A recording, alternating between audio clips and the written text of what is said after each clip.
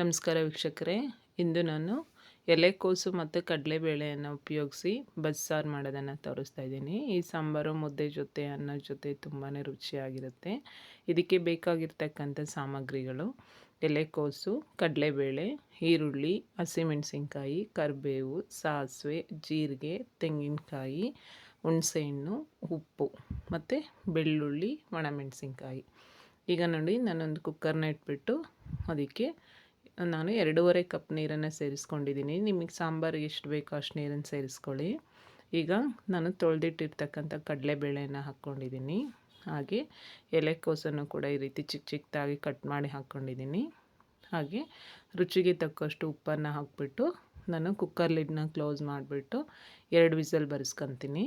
ಅದು 2 ವಿಸಲ್ ಬಂದರೆ ಸಾಕು, ನಮಗೆ ಆ ಕಡಲೆಬೇಳೆ ಚೆನ್ನಾಗಿ ಬೆಂದಿರುತ್ತೆ. ಈಗ ನಾವು ಕುಕ್ಕರ್ನ 2 ವಿಸಲ್ ಬಂದ ನಂತರ ನಾವು ಸಾಂಬಾರು ಮಾಡಲಿಕ್ಕೆ ನೀರು ಮತ್ತು ಕಾಳನ್ನು ಒಂದು ಪಾತ್ರೆಯಲ್ಲಿ ಹಾಕ್ಕೋಬೇಕಂದ್ರೆ ಬೇರ್ಪಡಿಸ್ಕೋಬೇಕು ನಾವಿವಾಗ. ನೋಡಿ, ಕಡಲೆಬೇಳೆ ಎಷ್ಟು ಬೆಂದಿದೆಯಲ್ವಾ. ಈಗ ಇದನ್ನು ನಾನು ಒಂದು ಜರಡಿನಲ್ಲಿ ಹಾಕ್ಕೊಂಡಿದ್ದೀನಿ. ನಂತರ ನಾನು ಒಂದು ಬಾಣಲೆನ ಬಿಸಿಗಿಟ್ಬಿಟ್ಟು ಅದಕ್ಕೆ ಎಣ್ಣೆಯನ್ನು ಹಾಕಿ ಕರಿಬೇವು ಮತ್ತು ಒಣಮೆಣಸಿನ್ಕಾಯಿನ ಹಾಕ್ತಾಯಿದ್ದೀನಿ. ಇದು ಸ್ವಲ್ಪ ಫ್ರೈ ಆದ ನಂತರ ಈರುಳ್ಳಿ ಮತ್ತು ಬೆಳ್ಳುಳ್ಳಿಯನ್ನು ಅದಕ್ಕೆ ಸೇರಿಸ್ಕೋಬೇಕು. ಇವೆರಡನ್ನು ಸೇರಿಸ್ಕೊಂಡು ಸ್ವಲ್ಪ ಚೆನ್ನಾಗಿ ಫ್ರೈ ಮಾಡ್ಕೊಳ್ಳಿ. ಈ ಸಮಯದಲ್ಲಿ ಒಂದು ಚಮಚ ಜೀರಿಗೆನೂ ಕೂಡ ನಾನು ಇದಕ್ಕೆ ಸೇರಿಸ್ಕೊಂಡಿದ್ದೀನಿ. ಜೀರಿಗೆನ ಸೇರಿಸಿ ಚೆನ್ನಾಗಿ ಫ್ರೈ ಮಾಡ್ಕೊಳ್ಳಿ. ನಂತರ ತೆಂಗಿನಕಾಯಿ, 1 ಕಪ್ ತೆಂಗಿನಕಾಯಿನ ಕೂಡ ನಾನು ಇದಕ್ಕೆ ಸೇರಿಸ್ಕೊಂಡು, ಇದು ಸಾಂಬಾರಿಗೆ ರುಬ್ಕೊಳ್ಳೋದಕ್ಕೆ ಅಂತೇಳಿ ಇಷ್ಟು ಫ್ರೈ ಆದರೆ ಸಾಕು. ಇದನ್ನು ಒಂದು ಮಿಕ್ಸಿ ಜಾರ್ಗೆ ನಾನು ಹಾಕ್ಕೊಳ್ತಾ ಇದ್ದೀನಿ. ತಣ್ಣಗಾದ್ಮೇಲೆ ನೋಡಿ, ಈ ರೀತಿ ನಾವು ಸೇರಿಸ್ಕೊಂಡ್ಮೇಲೆ ಸ್ವಲ್ಪ ಕಡಲೆಬೇಳೆನೂ ಕೂಡ ನಾವು ಇದಕ್ಕೆ ಸೇರಿಸ್ಕೋಬೇಕು. ಸೇರಿಸ್ಕೊಂಡು ಆ ಮಿಕ್ಸಿನ ನಾನು ರುಬ್ಕೊಂಡಿದ್ದೀನಿ. ನಂತರ ಅದೇ ಬಾಣಲೆಗೆ ಎಣ್ಣೆ ಹಾಕ್ಬಿಟ್ಟು ಸಾಸಿವೆ ಮತ್ತು ಜೀರಿಗೆನ ಹಾಕ್ಕೊಳ್ತಾ ಇದ್ದೀನಿ.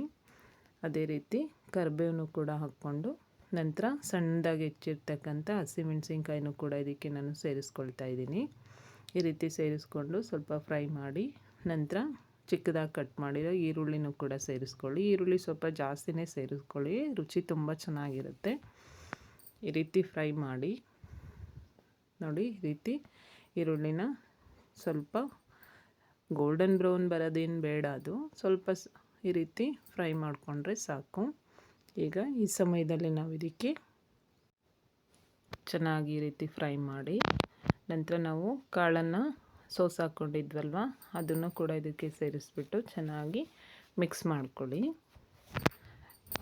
ಈರುಳ್ಳಿ ಆ ಕಾಳು ಜೊತೆ ಚೆನ್ನಾಗಿ ಮಿಕ್ಸ್ ಆಗಬೇಕು, ಆ ರೀತಿ ಮಿಕ್ಸ್ ಮಾಡ್ಕೊಳ್ಳಿ.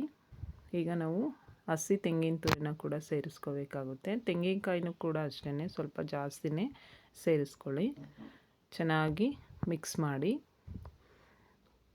ಕಾಳು ಜೊತೆ ಕಾಯಿ ಮಿಕ್ಸ್ ಆದ ನಂತರ ಸ್ವಲ್ಪ ಉಪ್ಪು ಕಡಿಮೆ ಅನ್ನಿಸ್ತಾ ನಾನು ಉಪ್ಪನ್ನು ಸೇರಿಸ್ಕೊಳ್ತಾ ಇದ್ದೀನಿ. ರುಚಿಗೆ ನೋಡಿಬಿಟ್ಟು ಉಪ್ಪನ್ನು ಸೇರಿಸ್ಕೊಳ್ಳಿ. ಈ ರೀತಿ ಎಲ್ಲನೂ ಕೂಡ ಮಿಕ್ಸ್ ಆಗಬೇಕು ಅದ್ರ ಜೊತೆ.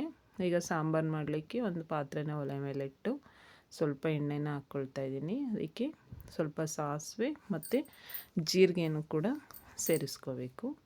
ಈಗ ನಾನು ಸ್ವಲ್ಪ ಬೆಳ್ಳುಳ್ಳಿನ ಜಜ್ಜಿಟ್ಕೊಂಡಿದ್ದೆ, ಬೆಳ್ಳುಳ್ಳಿ, ಒಣಮೆಣಸಿನ್ಕಾಯಿ ಮತ್ತು ಕರಿಬೇವನ್ನು ಕೂಡ ಇದಕ್ಕೆ ಸೇರಿಸಿ ಸ್ವಲ್ಪ ಫ್ರೈ ಮಾಡಬೇಕು. ಈ ರೀತಿ ಫ್ರೈ ಆದ ನಂತರ ನಾನು ಮಿಕ್ಸಿಲಿ ರುಬ್ಬಿಟ್ಕೊಂಡಿದ್ದೆ ಅಲ್ವಾ, ಆ ಖಾರನ ಇದ್ರ ಜೊತೆ ಸೇರಿಸ್ಕೊಳ್ಳಿ. ಈ ರೀತಿ ಸೇರಿಸಿ ನಂತರ ನಾವು ಆ ಬೇಳೆ ಕಟ್ಟನ್ನು ಬಸ್ದಿಟ್ಕೊಂಡಿದ್ವಲ್ವ, ಅದನ್ನು ಕೂಡ ನಿಮಗೆ ಎಷ್ಟು ಬೇಕೋ ಅಷ್ಟನ್ನು ಸೇರಿಸ್ಕೊಳ್ಳಿ. ಸೇರಿಸ್ಕೊಂಡು ನಂತರ ನಾವು ಹುಣಸೆಹಣ್ಣು ಕೂಡ ಇದಕ್ಕೆ ಸೇರಿಸ್ಕೊಳ್ತಾ ಇದ್ದೀನಿ.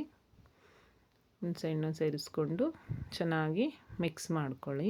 ಈಗ ನಾನು ಸ್ವಲ್ಪ ಉಪ್ಪು ಕೂಡ ಕಡಿಮೆ ಇದೆ, ಸ್ವಲ್ಪ ಉಪ್ಪನ್ನು ಕೂಡ ನಾನು ಸೇರಿಸ್ಕೊಳ್ತಿದ್ದೀನಿ. ಈ ರೀತಿ ಚೆನ್ನಾಗಿ ಮಿಕ್ಸ್ ಮಾಡಿ, ಅದು ಒಂದು ಕುದಿ ಬಂದರೆ ಸಾಕು, ಹೆಚ್ಚು ಕುದಿಸೋದೇನು ಬೇಡ. ನೋಡಿ, ಇಷ್ಟು ಕುದಿ ಬಂದರೆ ಸಾಕು. ಈಗ ಬಸ್ಸಾರು ರೆಡಿಯಾಗಿದೆ. ಈ ವಿಡಿಯೋನ ಲೈಕ್ ಮಾಡಿ, ಕಾಮೆಂಟ್ ಮಾಡಿ, ಶೇರ್ ಮಾಡಿ, ಹಾಗೆ ನನ್ನ ಚಾನಲ್ನ ಸಬ್ಸ್ಕ್ರೈಬ್ ಮಾಡಿ. Thank you for watching.